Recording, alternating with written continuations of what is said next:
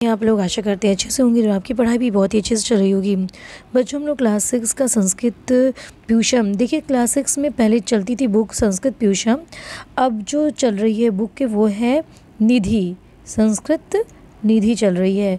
ठीक है, तो जो थंबल में प्यूषम लिखा हुआ है आप उसको निधि समझिएगा। अब हम थंबल चेंज कर देंगे, निधि कर देंगे, क्योंकि पहले की जो बुक थी ना और पहले की बुक में और अब की बुक में ज़्यादा डिफरेंस नहीं है, बहुत ही अंतर नहीं है, पूरी वही चीज़ें ही हैं, तो आपको दिक्कत नहीं होगी, सिर्फ वो नाम चेंज है। तो संस्कृत निधि में संस्कृत निधि कर रहे हैं और संस्कृत निधि में हम लोग ये धरित्री रक्षतम छठा पाठ हम लोग पढ़ चुके थे। आज उसका प्रश्नोत्तर सॉल्व करेंगे। तो ये देखिए क्या है, पहला है एक पदेन उत्तरत, एक पद में उत्तर दीजिए, एक पद में उत्तर दीजिए। तो इसमें क्या है, इसमें जो है कौन सा आपका लकार है, तो लोट लकार है। ठीक है, क्योंकि आदेश दे रहा है ना, कह रहा है आदेश दे रहा है, तो यहाँ पे आपका लोट लकार है। ठीक है, तो फिर देखिए क्या है कि यथा, एक उदाहरण देखिए आपको समझा दिया है कैसे उत्तर देना है। एक पद में यानी कि एक शब्द में उत्तर देना होता है। तो का अस्माकम मातृ स्वरूपा, का मतलब कौन, हमारी मातृ स्वरूप है। अब का से ही समझ में आ रहा है जो का प्रश्न है वो स्त्रीलिंग के लिए है। ठीक है, क्योंकि का जो है वो स्त्रीलिंग के लिए प्रयोग किया जाता है, कह नपुंसक लिंग के लिए प्रयोग करते हैं, मीन्स कौन। और किम, सॉरी एक मिनट, मैंने क्या बोल दिया आपसे, हाँ, का जो प्रयोग करते हैं वो स्त्रीलिंग में है, कह पुल्लिंग में प्रयोग करते हैं। ठीक है, कह पुल्लिंग में, कह मीन्स कौन पुल्लिंग में, और किम नपुंसक लिंग में मीन्स क्या। ठीक है, तो का कह रहा है यानी कि जो उत्तर होगा वो हमारा स्त्रीलिंग में होगा। तो का अस्माकम माता स्वरूपा, हमारी माता स्वरूप कौन है, माता के समान हमारी कौन है। तो माता के समान जो हमारी हैं वो क्या है, धरित्री, धरती हैं। ठीक, ये उत्तर दे दिया।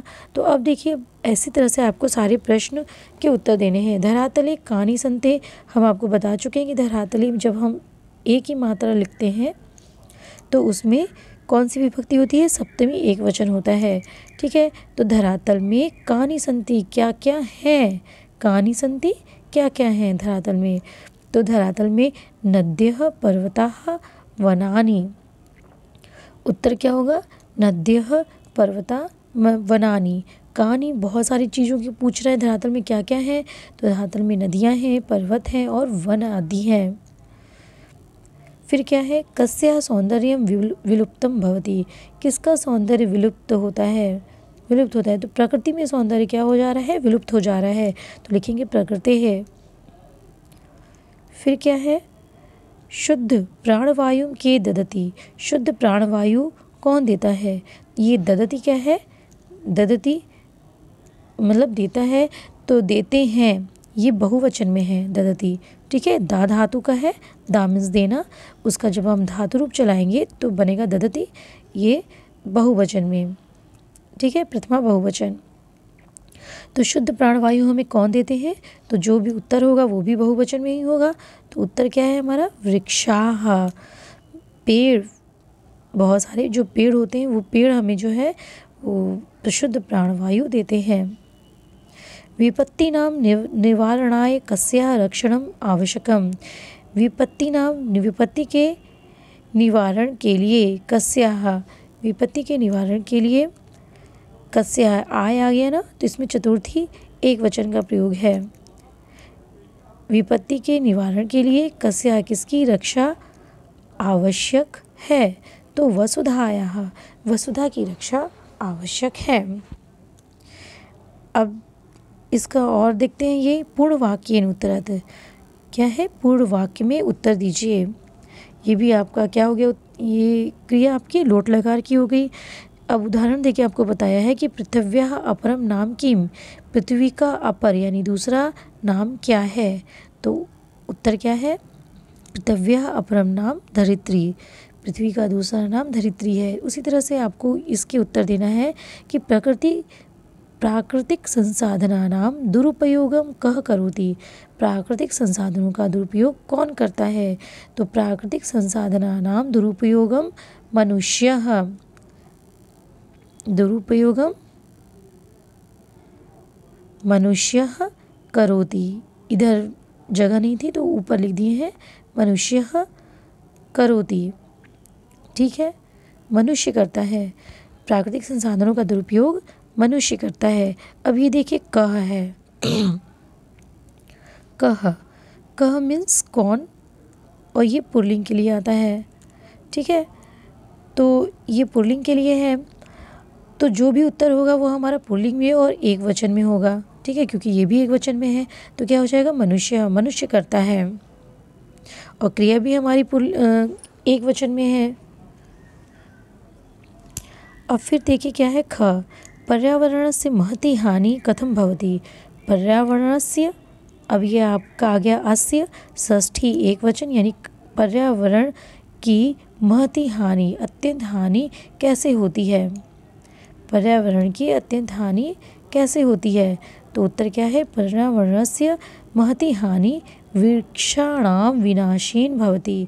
वृक्षों के विनाश से, वृक्षाणाम में षष्ठी बहुवचन है और विनाशेन विनाश से तृतीया एक वचन है, करण कारक है, तो वृक्षों के विनाश से भवति होती है। फिर क्या है आपका प्रश्न, का सर्वथा वंदनीया सेवनीया च। कौन का आया है, यानी कि स्त्रीलिंग की बात हो रही है, तो का सर्वथा वंदनीया वंदनीय और सेवनीय सेवा करने योग्य है। कौन हमेशा वंदनीय और सेवा करने योग्य है, तो कौन है धरित्री।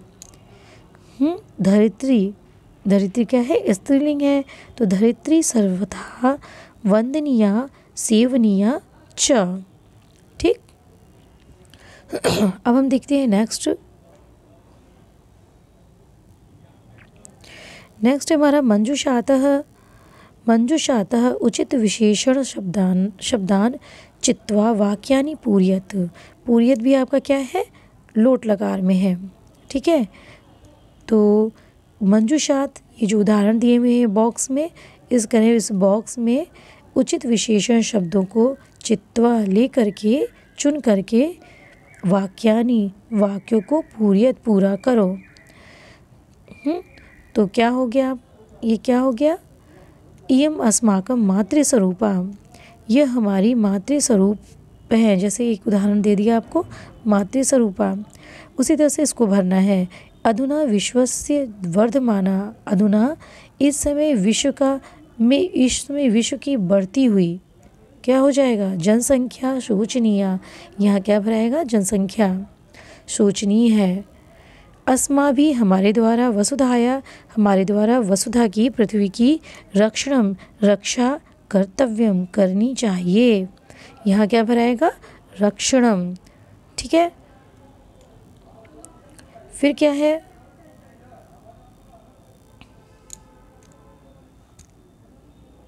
वृक्षाणां विनाशेन पर्यावरणं प्रदूषितं भवति। यहाँ क्या भरा जाएगा प्रदूषण। वृक्षों के विनाश से पर्यावरण क्या होता है प्रदूषित होता है। ठीक है, अब ये देखिए चित्र अनुसार आपको वाक्य को बनाना है। चित्र देखिए और इसके अनुसार वाक्य बनाइए जैसे मैंने बनाया है। तो एक उदाहरण दे दिया, जैसे समय दिया है उद्याने एक आम्रवृक्षः सन्ति, उद्यान में एक आम वृक्ष है। फिर क्या है आम्रवृक्षे अनेकानि आम्राणि सन्ति, आम के वृक्ष में अनेक आम्राणि मतलब बहुत सारे आम हैं। सर्वाणि आम्राणि पक्वानि सन्ति, सभी आम पके हुए हैं। ठीक है, पके हैं। वृक्षात एक आम्रम पतति, वृक्ष से एक आम पतति गिरता है।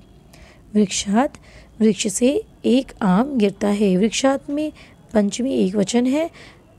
ठीक है, वृक्ष से एक आम गिरता है। अब ये देखिए क्या है चित्र अनुसार मेलनम कुरुत। अब चित्र के अनुसार मेल करना है। ये क्या है मार्क्स है, मार्क्स को कहते हैं मुख छादनम। ये क्या है वृक्ष है तो वृक्ष हो जाएगा। ये कार्यानम और आपका ये गृह। ठीक है, अभी देखिए अभी आपकी बुक में दिया तो नहीं है, लेकिन फिर भी आप अपनी कॉपी पे नोट आउट कर लीजिए। कुछ फलों के संस्कृत में नाम हैं। आम, आम को कहते हैं आम्रम, आम को कहते हैं आम्रम। जामुन को जम्बू फलम। फ्रूट एक प्रकार का फल है, उसको कहते हैं स्फूटी। अनार दाड़िमम। कटहल पनसम। कंद कंदह। शरीफा सीताफलम। सिंघाड़ा श्रृंगाटकः। बेर बदरी। केला कदली फलम। ठीक है, इसको आप अपनी कॉपी पे नोट आउट कर लीजिए, ये बहुत इंपॉर्टेंट है आपके अनुवाद के लिए। किशमिश, किशमिश को कहते हैं क्षुद्र द्राक्षा। किशमिश को क्या कहते हैं? क्षुद्र द्राक्षा। इमली अम्लिका। मूंगफली मंडपी। अमड़ा आम्रातकम। बादाम को बादामम। आंवला आमलकम। खजूर खरजूरम। नींबू नींबूकम। छुहाड़ा को शुष्क खरजूरम बोलते हैं। दाक या मुनक्का जो होता है उसको हम बोलते हैं द्राक्षा। अखरोट को अक्षोटकम। ककड़ी करकटी। अंगूर को द्राक्षा ही बोलते हैं। और खरबूजा, खरबूजा को बोलते हैं खरबूजा। सेब को बदरम। नारियल नारिकेलम। और नाशपाती को बोलते हैं रुचि फलम। और नारंगी को बोलते हैं नारंगम। ठीक है, ये कुछ शब्दार्थ हैं जो आप जब आप अनुवाद करेंगे तो वो उपयोगी होगा आपके लिए।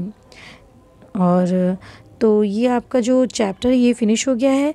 अब हम लोग करेंगे अगले वीडियो में अगला चैप्टर, यानी सप्तह पाठ, आपका जो सप्तम पाठ है उसको करेंगे।